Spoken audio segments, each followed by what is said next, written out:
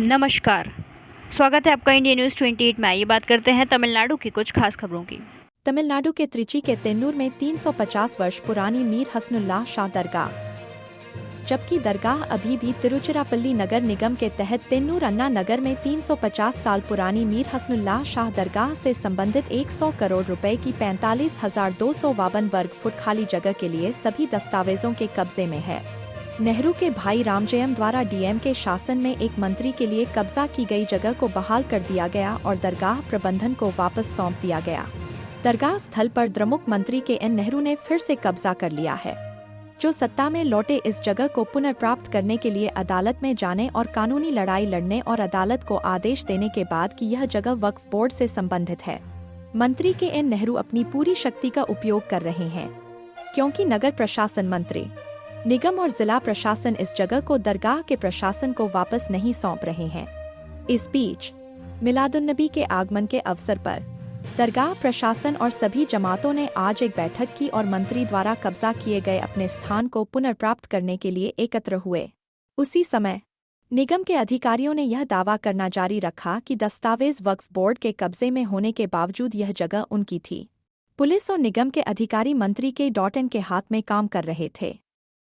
नेहरू ने 10 दिनों का समय मांगा और इस आश्वासन पर कि तब तक दरगाह से संबंधित अतिक्रमण स्थल पर कोई काम नहीं किया जाएगा।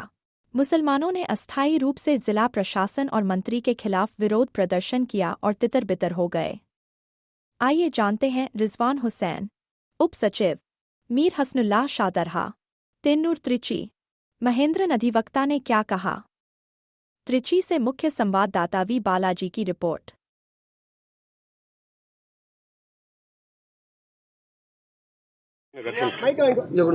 கட் பண்ண பேசுறேன்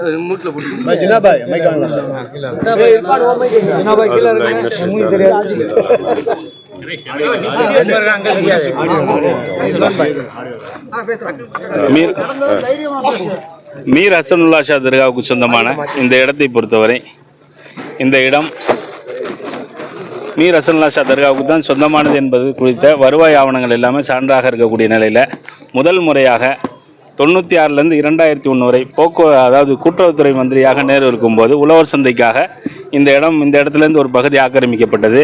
அதற்கு பிறகு இந்த இடத்த 2006 to 2011 நேரு போக்குவரத்து துறை மந்திரியாக இருக்கும்போது அவருடைய தம்பி ராமஜெயம் பேரில் இந்த இடம் ஆக்கிரமிப்பு தனிநபருக்கு சொந்தமானதுன்ன மாதிரி ஆக்கிரமிப்பு செய்யப்பட்டது. இதே அரசு அதிகாரிகள் அன்றும் இருந்தாங்க. ஆனால் அன்னைக்கு என்ன சொன்னாங்க, இது அரசுக்கு சொந்தமானதில்லை அப்படின்னு சொன்னாங்க. அதுக்கப்புறம் 2011 ஆட்சி மாற்றம் ஏற்பட்டு இந்த இடம் அரசால் கையகப்படுத்தப்பட்டு இந்த இடத்துல மணமகிழ் பூங்கா கட்ட போகிறோம்னு சொல்லி அனௌன்ஸ் பண்ணாங்க.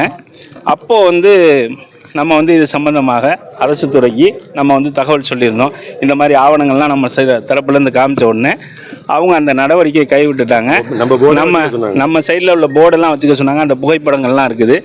அந்த புகைப்படங்கள்லாம் வச்சு நீங்கள் ஃபோட்டோ எடுத்துக்கோங்க, நாங்கள் எதுவும் ஃபர்தராக ப்ராசஸ் பண்ண மாட்டோம்னு சொல்லிட்டாங்க. இப்போது இந்த இடத்தை பொறுத்த வரைக்கும் இந்த கவர்மெண்ட் மாறினதுலேருந்து நமக்கு என்னென்னு கேட்டால் இந்த இடத்த பைப்பு அது இதெல்லாம் கொண்டு பார்க்கு கட்டும், மணமகிழ் மன்றம், அதாவது கிளப், சிட்டி கிளப், சூதாட்ட கிளப்பு கொண்டு முஸ்லீம்கள் நிறைந்திருக்கக்கூடிய இந்த பகுதியில் கொண்டு இங்கே தான், வேறு இடமே இல்லாத மாதிரி இங்கே தான் இந்த ப்ராஜெக்டை செய்வோம்னு சொன்ன மாதிரி இவங்க என்ன செய்கிறாங்க, அதாவது மாநகராட்சி நிர்வாகம் செஞ்சிட்ருக்குது. இந்த இடம் சம்பந்தமாக நம்ம மனு கொடுத்தோம், அமைச்சரை போய் நேரில் சந்தித்தோம், எந்த விதமான ரெஸ்பான்ஸும் இல்லை. அதனால் நம்ம என்ன செஞ்சோம், இது சம்பந்தமாக நம்ம உயர்நீதிமன்றத்துக்கு போனோம். உயர்நீதிமன்ற உத்தரவின் பேரில் 2 முறை இந்த இடம் சர்வே பண்ணாங்க. சர்வே பண்ணி